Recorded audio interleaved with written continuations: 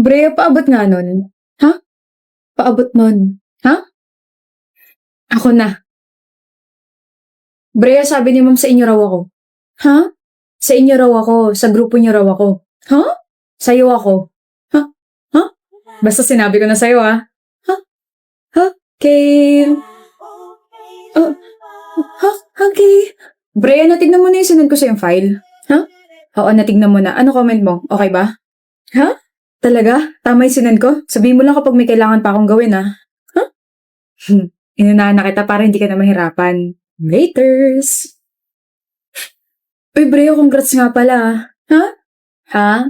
Bikan kita with consent. Gusto mo? Sa tingin mo ba, mapipikon mo ako sa kakaganyan mo, ha? Ayoko na nga, kapag ikaw yung nangaasar, nakakapikon. Tapos kapag ako naman yung nangaasar, parang tuwang-tuwa ka pa. Ha? Danny! Anong feeling? Ayoko na. Ha? Hindi naman nakaka-offend yung sa akin, ah. At paano mo nasabi yan? Kasi yung ha ko, ha, like you. Ha? Ha? Yan lang yung tatanggapin kong ha mo kasi ang cute mo magulat. Ganda. Ha? Ganda raw? Ha? Like you raw? Hi, excuse me. Kanina ka pa kasi namin napapansin ng mga friends ko and honestly, you're my type. Huh? If you don't mind, can I get your number, ganda? Ako lang may karapatang tawagan siyang ganda. Ha? Balusin kita dyan eh. Di mo ba nakikita yung wedding ring niya, ha? She's married and I am her husband. Ah, sorry po. Sorry kung late ako, ha. Miss you, ganda. Sa 7 years natin magkarelasyon, parang ngayon lang nawala yung poise mo. Since college kaya nawawala na poise ko kapag kausap kita. Grabe, I can't believe na crush mo na ako dati pa. Kaka, mukha sa akin. Ayan tuloy, from ha, like you, I love you, and ngayon, ha, sawa na kita. Kilig ka na naman. Sino hindi kikiligin? Eh, ikaw yan. Nga pala, Brea.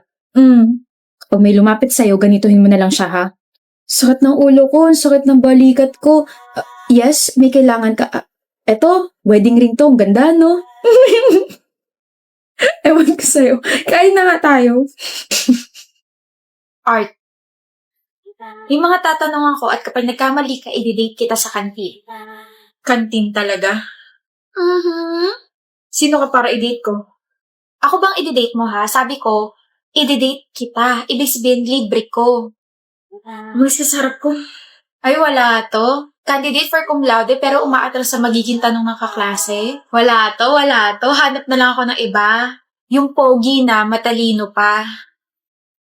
Hinahamon mo ba ako, Sandoval? Baka Sandoval naman to, Jackie Art. Pangalan ko Jackie. Wala akong pake. Tatawagin kitang Sandoval kasi gusto kita. I mean, gusto ko. Focus. Don't get your hopes up. Dalito lang ako. Mas malilito ka rito. Anong basa mo sa B-A-N-G? Bang bang. Wow, galing! Sa B-E-N-G? Bing bing. Sa B-I-N-G-B-O-N-G? Bing bong. Yung B-O-M-B-I-N-G? Bombing. Corny, so boring. Ako naman, Sandoval. Ha? Kapag nagkamali ka, umalis ka sa harap ko. Sige. Anong basa mo sa C-H-A-I-R? Chair. Sa C-H-O-R-E. Chore. Sa C-H-O-I-R. Choir. OG, tama ako! Bakit ka natawa? Mali ba? C-H-O-I-R. Choir. Veteran na, tigilan mo na siya. Bakit? Diyos ko po, nagtanong pa nga ng bakit. It's choir, Dumby. Ano? C-H-O-I-R. Choir. Mali ka. By art. Sandoval. Ano? Sabi ko, umalis ka sa harap ko. Ito na nga, aalis na at titigilan ka na. Kahit kailan talagang slow mo. Sabi ko, umalis ka sa harap ko. Pero hindi ko sinabing tigilan mo na ako. O to the M to the gosh. Ano? I-date mo ba ako sa kantin o ano? Halika na, libre kita puto tsaka pansit. Para humaba pa ang pagsasama nating dalawa. Siraong. Grabe, pag sa crush nanlilibre tapos akong best friend, hindi. Kakasama ng loob o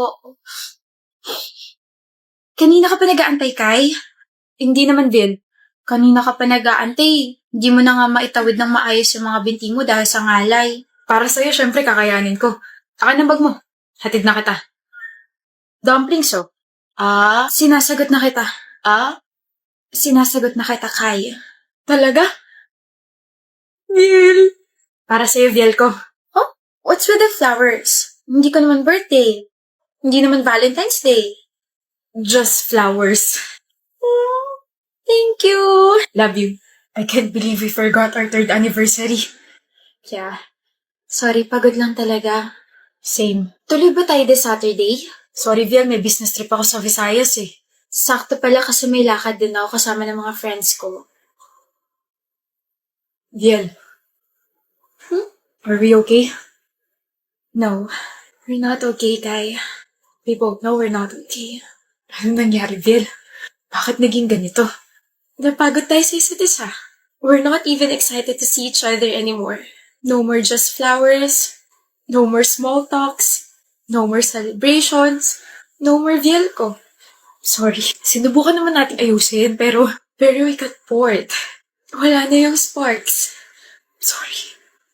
Susundin ka ba ng boyfriend mo? Wala akong boyfriend. Ha? Last balita ko sa'yo, kayo pa ni Kai. So, matagal na kayong break? Sorry girl, I didn't know. Pero may susundo ba sa'yo? Sabi ka na sa'kin. Yeah, may susundo sa'kin. Actually, ayan na siya. Kai? What? Sabi mo, break na kayo. Wala akong sinabi. I just told you na wala akong boyfriend. Husband, meron. Kai's my husband. We got married 3 months ago. We broke up, we parted ways. Then we met after a couple of weeks. We sat there, stared at each other. Then nag-usap kami. After nun, we realized na it's not all about the sparks. Kasi akala namin kapag nawala na yon, kailangan na tapusin yung relasyon. Which is hindi pala. Cringe pakinggan, pero we were reminded of kung bakit nasa isang relasyon kami. Na support system namin yung isa't isa. Diba? Asawa ko na. Hi, love. Hi, Viel ko. Uwi na tayo? Excuse me. Bye, Joey. Ganda mo talaga. Ba't ba ako pumunta sa reunion na to? Sana natulog na lang ako. You're still wearing that? Yung ano? Yung sing-sing na binigay ng ex mo sa'yo. Come on, Sachi. Napag-usapan na natin to. Yeah, and I said you should remove it kasi it doesn't make sense. Tapos sinabi mo, tatanggalin mo na. Pero ngayon, suot mo ulit. We're not having this conversation here. Kahit saan tayo pumunta, iiwasan mo pa rin naman yung mga sinasabi ko and you will still gaslight me. Okay, fine. Tatanggalin ko na. Happy? Mga sirain tong anniversary night natin. Wow, thank you Well, hindi naman masisira to kung tuluyan mo na yan tinanggal, diba? I did. Tinanggal ko to.